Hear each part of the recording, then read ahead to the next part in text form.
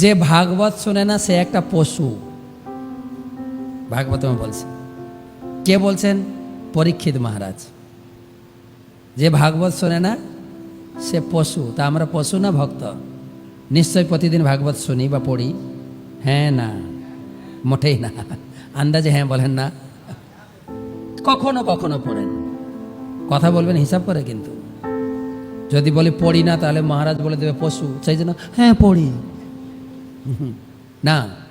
আমরা কেন ভাগবত পড়ব?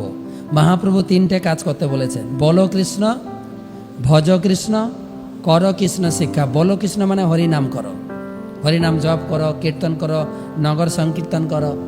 ভজ কৃষ্ণ মানে কৃষ্ণ পূজা, আর যা খাবো কৃষ্ণকে নিবেদন করে খাবো। এটা তো খুব ভালো চলছে, হরিনামটা টেনে টুনে চলছে, আর কৃষ্ণের প্রসাদটা সব থেকে ভালো চলছে।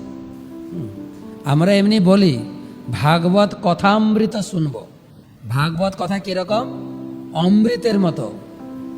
কিন্তু যদি এখন প্রভু ঘোষণা দেয়, আপনারা তো অনেকে বাড়ি চলে যাবেন, মহারাজ ক্লাস শুরু করলেন, ক্লাস চলবে, ওই দিকে প্রসাদটাও শুরু করে দিই, আপনি কি করবেন?